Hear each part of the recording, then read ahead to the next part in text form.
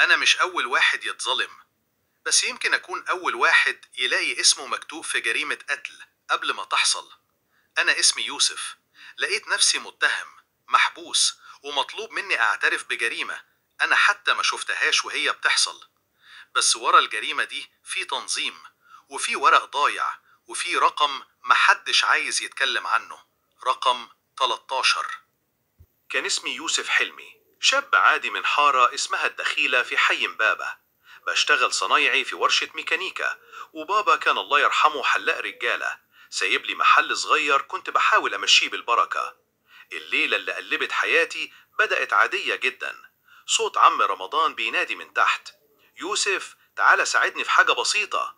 نزلت لقيته واقف قدام باب شقة أم هدير، الست العجوزة اللي ساكنة لوحدها. قال لي: مفيش صوت منها بقاله يومين، والريحة طالعة من تحت الباب، افتح لي الباب ده بأي طريقة. أنا وقتها كنت بفتح أقفال بالعقل مش بالعدة. فتحت الباب بسرعة، بس لو كنت أعرف إن اللحظة دي هتبقى آخر لحظة ليا في الحرية ما كنتش طلعت من بيتي. ريحة موت حرفيا. الجثة كانت مرمية في الصالة، ووش الست مش باين من كتر الدم. هدير حفيدتها طلعت فجأة من ورا الباب وصرخت: يوسف انت قتلتها، انت دخلت قبلي. حسيت الدنيا بتلف بيا. قلت لها: انت بتقولي ايه؟ انا لسه داخل مع عم رمضان.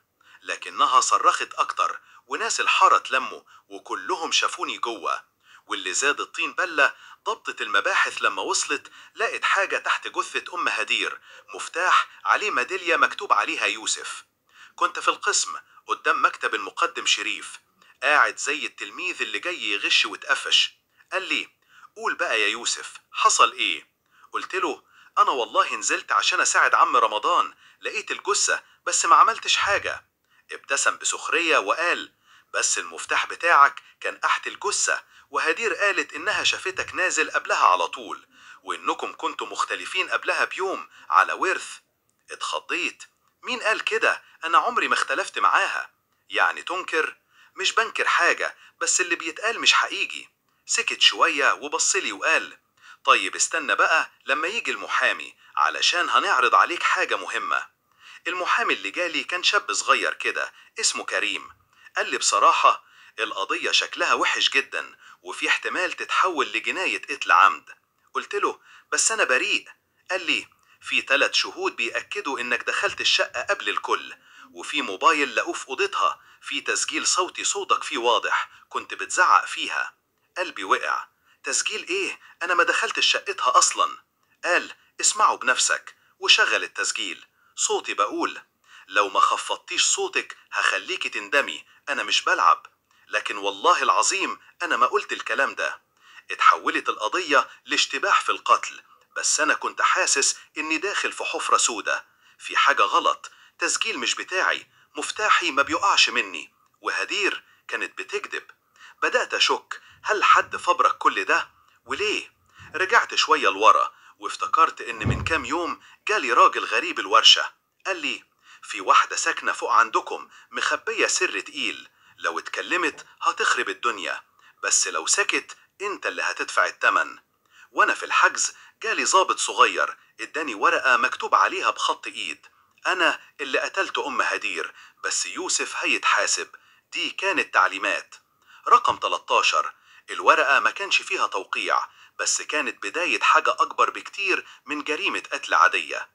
مسكت الورقة اللي جالي بيها الضابط في نص الليل، مكتوب فيها: أنا اللي قتلت أم هدير، بس يوسف هيتحاسب. دي كانت تعليمات. رقم 13. قريت السطر ده أكتر من 10 مرات.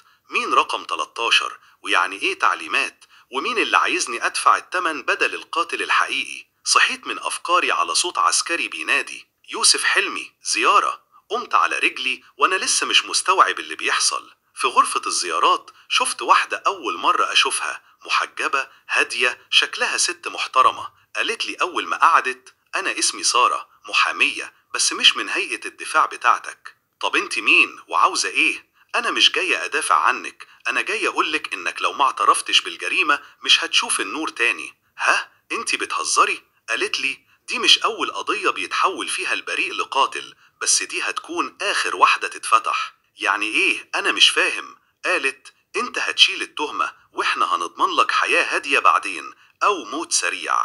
المشهد الثالث، الدايرة المقفولة. بعد ما خرجت طلبت مقدم شريف، قلت له في واحدة غريبة دخلت لي بتهددني، دي محامية؟ رد وهو بيشرب الشاي، احنا ما سجلناش زيارة باسم محامية اسمها سارة. يعني ايه دي دخلت ازاي؟ انت بس ارتاح يا يوسف، واضح انك تعبان شوية. وساعتها حسيت ان الاسم كله متورط، كلهم عارفين اكتر مني وانا متسيب كده في النص. بعد يومين دخل عليا ضابط وقال يوسف هتخرج دلوقتي، عندنا تطور جديد في القضية. اتخضيت، خرجوني من الحجز وودوني مكتب التحقيق، وهناك شفت مفاجأة. راجل كبير في السن قاعد بيعيط وقال لي أنا أبو هدير، والبنت دي ما بقتش حفيدتي، دي بقت حد تاني خالص. مش فاهم. بعد ما أمها ماتت فضلت عايشة مع ستها، بس من سنة بالظبط رجعت من سفرية غريبة في سيوة، ومن وقتها بقت بتتصرف كأنها مش هي، بتتكلم مع ناس مش موجودين وبتكتب رموز غريبة. طب وإيه دخل ده بالجريمة؟ قال قبل يومين من الحادث شفتها بتدخل القبو اللي في البيت ومعاها 3 رجالة، ولما سألتها قالت لي مش شغلك، اللي هيحصل فوق ده قدر. في نفس اليوم وانا راجع الزمزانة لقيت الضابط اللي جاب لي الورقة بيهمس لي رقم 13، مش اسم، دي رتبة. رتبة ايه؟ في التنظيم. تنظيم ايه؟ في مجموعة بيجندوا ناس من صغرهم وبيحولوهم لأدوات. هدير واحدة منهم، والست اللي قتلوها كانت عارفة. ليه أنا؟ ليه شيلون الجريمة؟ قال لأنك كنت في المكان الغلط في الوقت الصح. في الليل صحيت على صوت همسة، يوسف يوسف بص وراك. لفيت بسرعة، ما كانش في حد، بس كان في ورقة على الأرض مكتوب فيها لو فتحت بقك هيموت اللي وراك. جريت على الباب، خبطت، صرخت، مفيش رد. كنت لوحدي، بس واضح إني تحت عين حد. في تاني يوم دخل علي الضابط وقال في صفقة، تعترف بالجريمة وتاخد 15 سنة سجن بس، أو ترفض والملف يتفتح تاني وتتحول لمحاكمة جنايات وإعدام مباشر. بصيت في عينيه وقلت أنا مش هعترف بحاجة ما عملتهاش، بس لو أنا هموت يبقى هم كمان لازم يبانوا. بعد ما قلت للضابط أنا مش هعترف رجعوني الزنزانة، بس المرة دي لقيت ورقة تحت المخدة مكتوب فيها لو عايز تعرف كل حاجة هيكلم لك الساعة 3 بعد نص الليل. قعدت أعد الدقايق، ولما الساعة بقت 3 التليفون العمومي في القسم رن. الكل بص لبعضه باستغراب، والضابط اللي كان موجود قال بضحك مين اللي هيتصل في الوقت ده؟ بس أنا كنت عارف. الضابط رفع السماعة وبعدين ندهلي يوسف في واحدة بتسأل عليك اسمها نعيمة. أنا اتجمدت، أخدت السماعة، سمعت صوت ست عجوزة بتقول انتوا قربت توصل يا يوسف، بس في ورقة ناقصة، الورقة اللي كتبتها أم هدير قبل ما تموت. قلت لها انت مين وبتتكلمي منين؟ قالت انا اللي بدعت اللعبة، بس مش انا اللي انهيتها، بس لو عايز تنهيها انت هتلاقي الحل في درجها في صورة قديمة وراها السر. تاني يوم وبمساعدة محامي اسمه حسام كان متحمس للقضية طلبنا إعادة تفتيش شقة أم هدير. النيابة وافقت وفعلا راحوا مع لجنة رسمية. بعد ساعة اتصل بيا حسام يوسف لقينا صورة قديمة جدا فيها أم هدير واقفة مع رجلين، وواحد فيهم هو اللواء صادق. قلت له مين صادق ده؟ قال ده مساعد وزير الداخلية الأسبق واتقتل من 5 سنين في حادثة ملفقة، بس واضح إن القضية دي كانت ليها علاقة. في ظهر الصورة مكتوب اللي هيقرأ الورقة دي لازم يعرف إن في قايمة 13 اسم كلهم اشتغلوا مع التنظيم، وكل واحد منهم مات ميتة بشعة، واللي فاضل دلوقتي هو رقم 13. ومع الصورة لقينا دفتر صغير بخط أم هدير كاتبة فيه تفاصيل عن مجموعة كانت بتتستر على جرائم قتل في التسعينات، وكانت بتشتغل في بيع أعضاء بشرية عن طريق دار أيتام.